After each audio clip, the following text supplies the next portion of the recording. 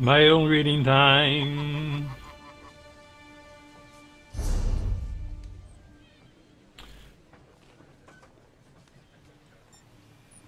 Valinka Stoneheaver. 20 days ago. Oh, that's a while. Anyway, this one I have read. For a creature one step removed from a pair of boots, Outlet Uka's feelings are easily bruised. I spent most of my time trying to make up for the latest innocent remark I uttered that sent the poor alchemist into a deep depression. Perhaps I should just accept his worthless potions without offering any opinions, but where's the fun in that? I have to admit, Outlet Uka's latest potion might actually serve a useful purpose. He said he was trying to craft an elixir of flight so that he could soar above the mountain peaks. Instead, the potion seems to attract birds to the imbiber. We ate well after all those wild geese perched upon Alex's head and shoulders. Easiest hunt I ever had. With a tinge of regret, I bid farewell to the alchemist Outlet Uka today. He decided to continue on while I needed to see a man about a rumour in the little village on the hill. Turns out he may have a lead on another ruin I can investigate. In the meantime, enjoy the shipment of components. On the way to the village on the hill, Pikey decided to run off and chase a rabbit. Stupid dog thinks that if he catches a rabbit, it will magically give him rabbit meatballs, cooked and ready to eat. If only that were true. Maybe we can catch a few of the long-eared creatures. I can find a cook in town who knows how to prepare the delicacy. I followed Pikey as he chased the rabbit, but a strange noise gave me pause. I drew my weapon and approached, using what cover I could to conceal my presence. From my hiding place, I saw a sight that made my blood run cold. Daedric cultists! 3 rogue figures tossed nets over both Pikey and the rabbit, and the day had started so well. How do I get myself into these situations? Now, I have to save Plucky and the rabbit from a trio of Daedric cultists who are preparing to begin some kind of ritual. And Plucky and the rabbit are the main components in the foul ceremony. Think, Valinka! Think! There has to be something! Wait! A Let's potion! I have an idea. Old patron, you should have seen the cultists' faces as I came storming into their camp with a flock of birds. A Let's potion worked amazingly well, attracting wind creatures of all shapes and sizes.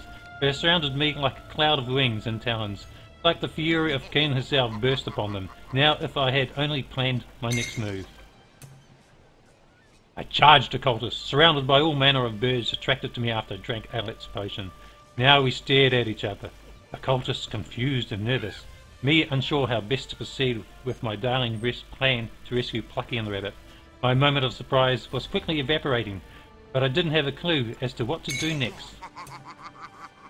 All in all, I was beginning to feel a bit silly, what with a flock of birds surrounding me and no clear idea how to finish my darling rescue of Plucky and the rabbit. That was when I think Cain himself lent a hand. A huge eagle swooped out of the sky. It frightened the other birds so much that they exploded away from me and right into the cultists.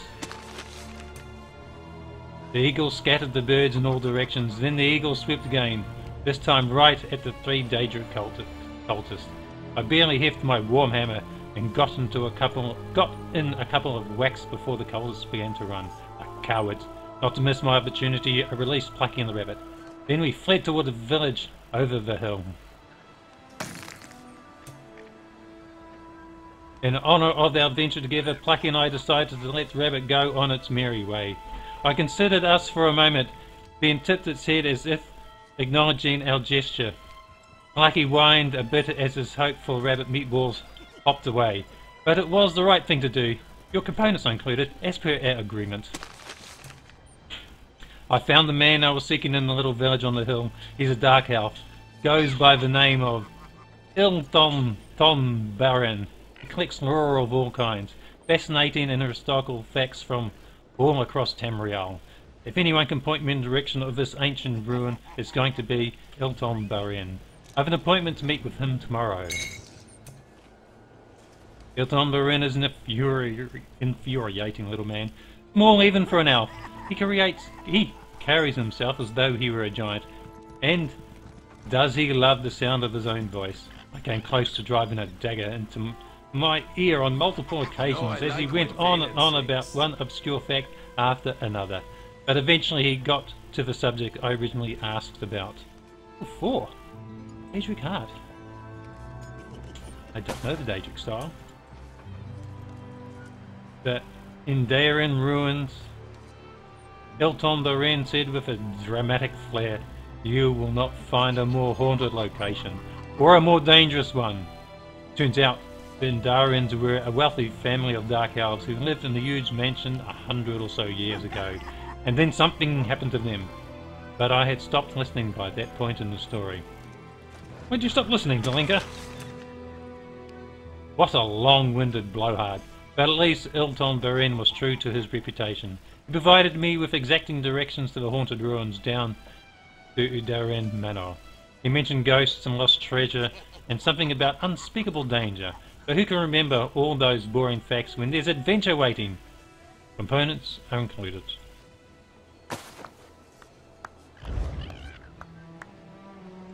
Oh, back to the mail.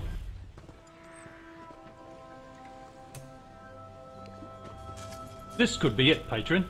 This could be the adventure that elevates me above the pretender. Naris Dren.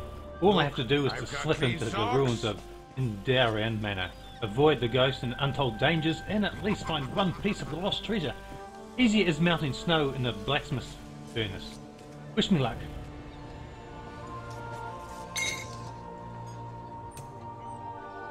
Who knew the ghosts could be so touchy about their state of existence? And dark elf ghosts, well, they're the only ghosts I've ever encountered, but it seems to me that they must be the worst bunch. When I refused to show the least bit of fear at their spooky mischief, they became sullen and withdrawn, all except for the veiled lady.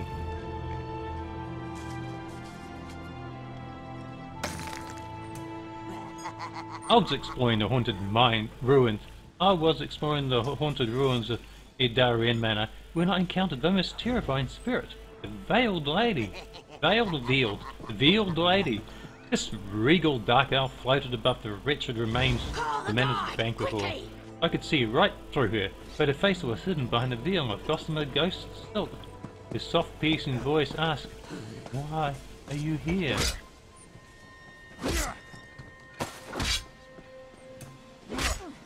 The Veiled Lady's question was appropriate. After all, I had invaded her manor without permission, but none of the other ghosts I encountered hindered my advance, so I didn't expect this one to prove troublesome. "I seek the lost Indaran treasure," I said. Suddenly, the air around the spirit churned and swirled, and her veil pulled back to reveal. I can't describe the ghostly visage revealed when the Veiled Lady's shawls parted. Really, I've tried. The words come out as gibberish and the letters are undecipherable runes. But I can tell you that the sight frightened me to my very core. I was a child again, standing helpless before an angry spirit, and the spirit was drawing closer. It sounds terrifying. I was deep in the ruins of Indaran Manor, held fast by fear and the ghostly power surrounding the Veiled Lady. Couldn't even draw my weapon, for all the good it would do against the spirit. "You have found only doom," she moaned, her voice a winter wind whispering through the eaves. Closed my eyes, happy that Plucky was safe in the village. Something had changed. I opened one eye to see the Veiled Lady's shawl was back in place, and she had stopped moving. There between us stood a rabbit. Couldn't be sure, but I think it was the one I rescued from the cultists. It was locked in a contest of stairs with the ghosts, thereby shattering the spell that held me. So I ran. Dear patron, I wasn't able to recover the lost treasure of Indaran Manor. However, I did learn a valuable lesson.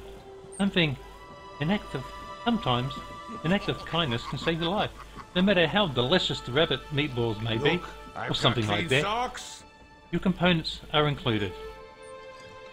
I haven't learned Orc. On the road again, I find myself heading in the direction of...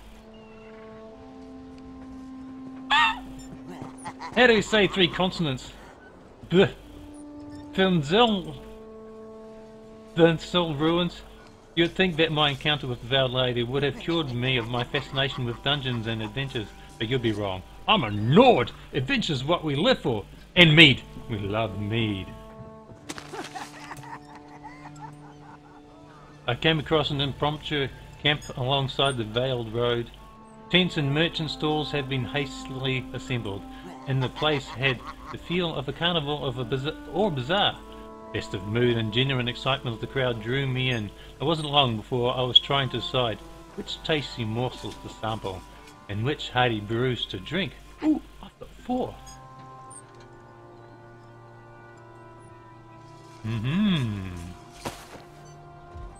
Ooh, must mean the next one will be in an hour. Yeah, after midnight. Yes. Something about 11ish PM here. I love you guys. Okay. I've got a short little video I'm going to tack onto this for something that I found which I think was quite useful, and I think that will do for this one. I only just made it. I think it wasn't even a second to spare, but